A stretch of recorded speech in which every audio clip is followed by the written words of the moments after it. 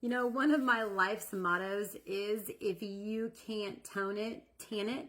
And it has served me well. It's also served me a lot of sunshine in my life because there's a lot of tanning going on in my life. I have worked at a tanning salon.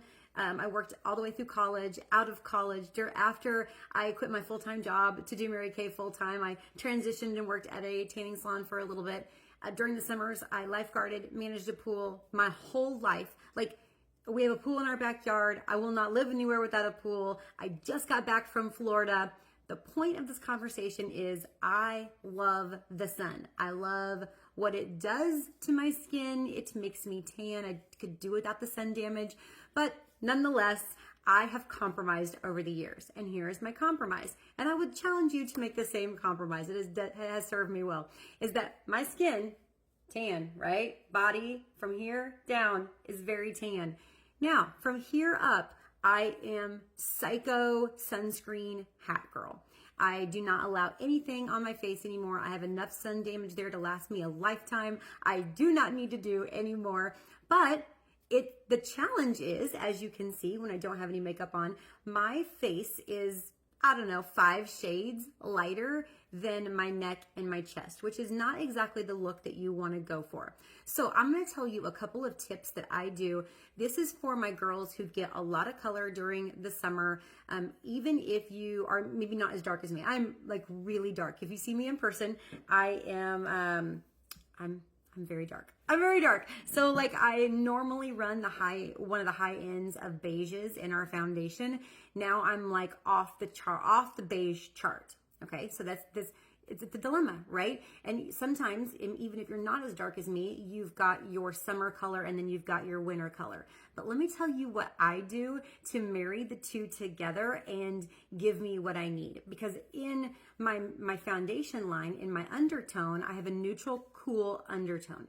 When I go any further than where I am in my foundation, I'm going to go into bronze colors, which is great, except it's not the right undertone for me. And so I can't ever get my undertone with a darker color.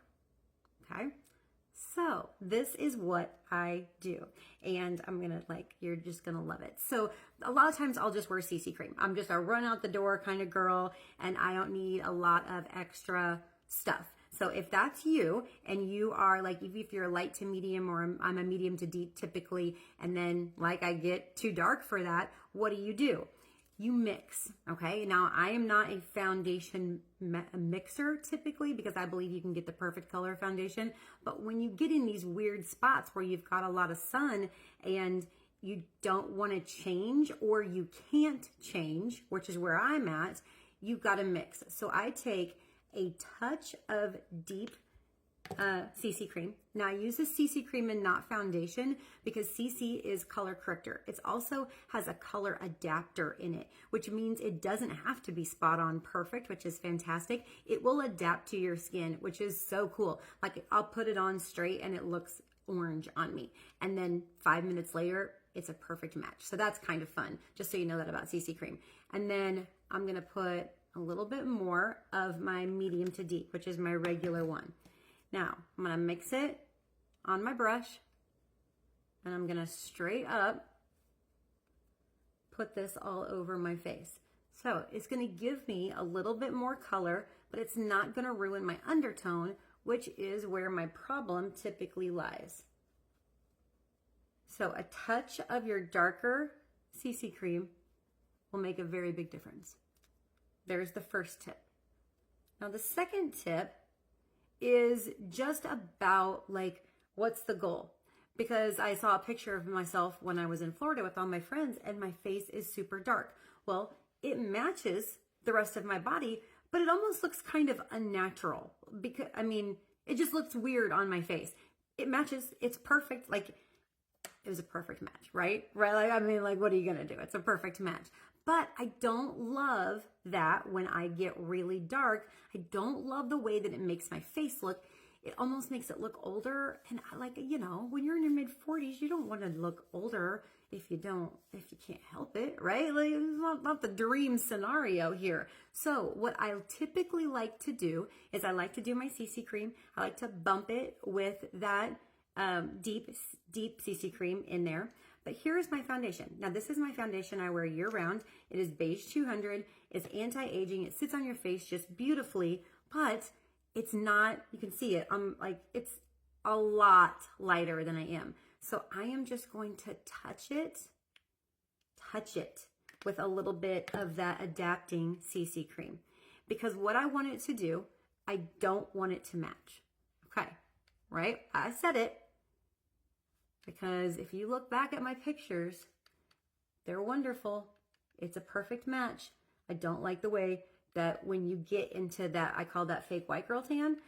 When you get into that color, it is not a natural color. That's all the Indian that's in my blood right there popping out, which I love, but I don't love that color on my face. So what I'm going to tell you to do if you find yourself in that scenario, and I worked as a makeup artist in the bodybuilding world for a long time, and my girls were the sought after girls because I would not allow them to put to spray their whole body. Spray your body, but do not spray your face with sunless tanner. I'm still like that. I do not allow sunless tanner on my face either. So I kind of have to mix like this a lot because I think it looks weird. It makes your features look harsh and it makes it look angly and strangly and all those things. So intentionally make your face, your foundation, just a touch lighter than your body. And I think it's a much prettier look. Now, you don't want the line and you don't want it to be weird. That's not what we're doing. This is pretty darn close, right? Like you can tell it's in that same ballpark, but you don't want it to be a straight up match just as far as pretty goes. And then you're going to do a little highlighting. I'm going to do it with my under eye corrector. And I'm going to even brighten up the insides of my face even a little bit more. And what that's going to do is it's going to give you a little bit of dimension. It's going to give you a little bit of a way to come through with your contour and give you a little bit of dimension instead of having what I saw in my picture was a one-note face. It was weird because then I put contour on and then my face is now looking dirty because it really doesn't look natural. But let me show you what contour in the right spots, in the right color, it's going to bring this all home.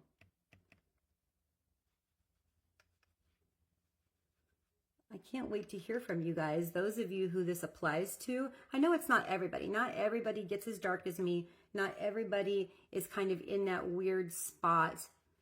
But I know there's a lot of, especially my Midwest girls, we love ourselves some sun. I know you Florida girls love yourself some sun.